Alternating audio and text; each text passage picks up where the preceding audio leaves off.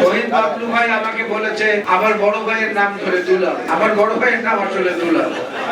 আর মজার ব্যাপার হচ্ছে বাংলা সাহিত্যে প্রথম উপন্যাসের নাম হচ্ছে আলালের ঘরের দুলাল, এবং সেই উপন্যাস 36টি আসন আমরা জামাতকে বরাদ্দ করেছিলাম। তারপরেও 20টি আসনে তারা প্রার্থী দিয়েছিল, স্বতন্ত্র প্রার্থী। এরপরে দেখা গেল 2001-এ 54টি সিট দেওয়া হয়েছিল। প্রথমে তারা 54টি সিট দাবি করেছিল, পরে লিয়াকত কমিটির মিটিং করে পার্লামেন্টে তাদেরকে 30টি আসন দিয়েছিল বিএনপি। 2001 সালের নির্বাচনেও বিএনপি থেকে 30 সিটের মধ্যে জামাত ইসলাম দিতে ছিল 17টি সিট। 1986-তে যদি আমরা ফেরত যাই, আওয়ামী লীগ এবং জামাত ইসলাম মিলে এরশাদকে বৈধতা দিয়েছিল।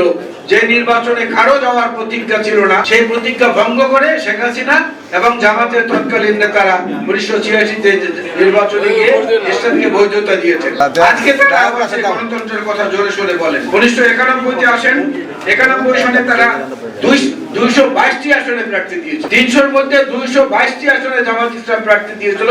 1991-তে আসন পেয়েছিল তারা ওই সময় 18টি। জামাত কখনো বিএনপিকে সমর্থন দিয়ে ক্ষমতায় আনার সাহায্য করে নাই। এই তথ্যটি যারা দেন তারা ভুল বলেন, অসত্য বলেন। বললাম তো 91 নির্বাচনের কথা। 96 নির্বাচনের ব্যাপারে আসে, 96 সনেও তারা 300 সিটে প্রার্থী দিয়েছে। প্রথম ওইটাই 300 সিটে প্রার্থী দিয়েছিল। এবং আমাদের মনে আছে যে ওই সময় জামাতের যিনি নেতা ছিলেন, তিনি ঘোষণাই দিয়েছিলেন বাংলাদেশের উত্তর অঞ্চলের কোন এক জেলা শহরে যে জামাত ইসলাম ক্ষমতায় বসতে যাচ্ছে। কোট অ্যান্ড কোট পত্রিকায় এটা ছাপা হয়েছিল। কিন্তু সেই সময় দেখা গেল যে 96 সনে তারা মাত্র 3টা সিট পেয়েছিল এবং জামাত হারিয়েছিল বেশিরভাগ সিট। আজকে তারা যখন বড় বড় কথা বলে, আজকে যখন তারা চ্যালেঞ্জ করে, বিএনপির প্রতিনিধি দলে গতকালকে প্রধান উপদেষ্টা মহোদয়ের কাছে গিয়েছিলেন 3 সদস্যের কমিটি, আজকে তারা যাচ্ছেন 5 সদস্যের কমিটি। এর আগে জাতিসংঘে যখন নিয়ে গেলেন রাজনৈতিক প্রতিনিধিদেরকে নিয়ে প্রধান উপদেষ্টা, সেই সময় তারা সমান সমান বার্গেন করে, দর কষাকষি করে সমান সংখ্যক সদস্য তারা বিএনপি সমান পর্যায়ে করলেন। এই জন্য বললাম যে আমাদের কি অর্জুন গাছ পেয়েছেন, যার যখন খুশি তখন সেটা বলবে আর বিএনপি সেটা সবসময় মেনে নেবে, এটা হতে পারে না। পৃথিবীতে অনেক কিছু পরিবর্তনশীল, অনেক যেগুলো কারো নিয়ন্ত্রণের মধ্যে নেই এবং ইচ্ছা করলেও নিয়ন্ত্রণ করা সম্ভব নয়। একটা গবেষণায় দেখা গেছে যে চন্দ্র যদি পৃথিবীর গ্রহ না হতো তাহলে পৃথিবীতে দিন হতো 6 থেকে 8 ঘন্টা এবং বছর হতো 1400 দিন। ভাগ্য ভালো চন্দ্র নামে আমাদের একটা গ্রহ ছিল। আর এই দেশের দুর্ভাগ্য হলো জামাত ইসলাম নামে একটা ধর্ম বিক্রি করা রাজনৈতিক দল। সেখানে বাবুল ভাই বলেছেন তারা দুর্গাপূজার অনুষ্ঠানে গিয়ে গীতা পাঠ পর্যন্ত করেছে এবং আরো অনেক কিছু সোশ্যাল মিডিয়ায় আসছে। তারা বলে তারা কি বালুমহল থেকে বালি তোলে না, চাঁদা তোলে না, দরকার করে না। তো তারা তো ব্যাংক দখল করে নিয়েছে, তারা হাসপাতাল দখল করে নিয়েছে, আর্থিক প্রতিষ্ঠানগুলো দখল করে নিয়েছে, অনেকগুলো বিশ্ববিদ্যালয়ে জোর করে চেয়ারে বসিয়ে দিয়েছে তাদের লোকজনদেরকে, প্রশাসনের বহু জায়গায় বসিয়ে দিয়েছে। আর 86 সনের সেই খাতির তো আওয়ামী লীগের সঙ্গে তাদের আছেই। সুতরাং ফ্যাসিস্টদের সঙ্গে তাদের ঐক্য এবং বন্ধন আগের চেয়ে আরো দৃঢ় হয়েছে। সেই জন্য এই প্রজন্মের আজকে বেশি সচেতন হওয়া দরকার।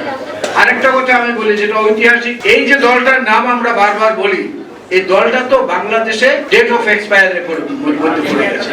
মেয়াদোত্তীর্ণ রাজনৈতিক দল হলো এই কারণে 20 শতাব্দীতে সবচেয়ে নির্মম হত্যাযজ্ঞ যেটা ঘটেছিল মুসলমান কর্তৃক মুসলমানের উপরে, সেটা হয়েছিল 1971-এর মুক্তিযুদ্ধ, স্বাধীনতা যুদ্ধ।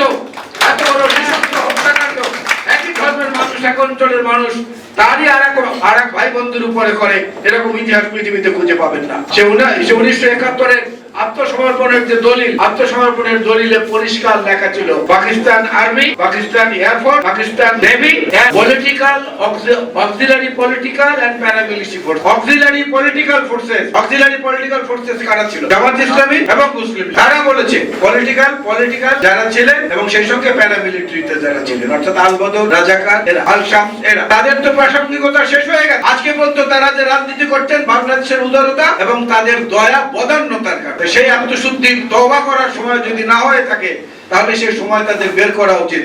তাহলে মুক্তিযোদ্ধারা বয়স্ক হয়ে গেছে, তারা পরামর্শ দেবে, ট্রেনিং দেবে, এই প্রজন্ম মুক্তিযুদ্ধের প্রজন্ম তাদেরকে মোকাবেলা করবে। আমি অস্ট্রেলিয়া নামে একটা মহাদেশ আছে, সেই অস্ট্রেলিয়া মহাদেশটা 1990 সনে 5 ফুট সরে গেছে তার নিজস্ব আয়তন। কেন সরেছে? পৃথিবীর টেকটোনিক প্লেট যেগুলো আছে, এই টেকটোনিক প্লেটটা 5 ফুট সরে গেছে, গোল অস্ট্রেলিয়ার মানচিত্র থেকে অবস্থান থেকে 5 ফুট সরে গেছে। যেই কারণে এখন আন্তর্জাতিকভাবে যত কিছু বিবেচনা করা হয়, অক্ষাংশ, দ্রাঘিমাংশ, বিষুব রেখা, অন্যান্য যা কিছু আছে, এর মধ্যে এই 5 ফুট দূরেই কিন্তু অস্ট্রেলিয়াকে দেখানো হয়। 5 ফুট না, 5,000 ফিট দূরে চলে গেছে মানুষের হৃদয় থেকে কিছু কিছু রাজনৈতিক দল চলে গেছে, কিন্তু বিএনপি সেখানে স্বমহিমা এখনো উদ্ভাসিত আছে। এখনো শহীদ জিয়াউর রহমান বীরুত্তম, দেশনেত্রী বেগম খালেদা জিয়া, জনাব তারেক রহমান সহ আমাদের নেতৃত্বের যে একটা ফুলের বাগান, এই বাগান থেকে যেভাবে সুগন্ধি উচ্চারিত হয়, এই বাগানের সৌন্দর্য দেখে মানুষ এখন পর্যন্ত মুগ্ধ হয়। সেই মুগ্ধতাকে আমাদের কাজে লাগিয়ে চাপ সৃষ্টি করে প্রেসার গ্রুপ হিসাবে কাজ করে নির্বাচনটা আদায় করে নিতে হবে যত তাড়াতাড়ি সম্ভব, এবং সেই নির্বাচনের আগে আমাদের প্রিয় নেতা তারেক রহমান সাহেবকে দেশে ফিরিয়ে আনতে হবে তার পরিপূর্ণ নিরাপত্তা। আজকের দিনে এই আলোচ্য সূচির মধ্য দিয়ে এই উদ্যান্তে আমার ব্যক্তিগত মতামতের উপসংহার দিয়ে আল্লাহ হাফেজ। বাংলাদেশ জিন্দাবাদ, জাতীয়তাবাদী মুক্তিযুদ্ধ দল জিন্দাবাদ, শহীদ জিয়া বীরুত্তম অমর হোক, দেশনেত্রী বেগম খালেদা জিয়া জিন্দাবাদ, জনাব তারেক রহমান জিন্দাবাদ।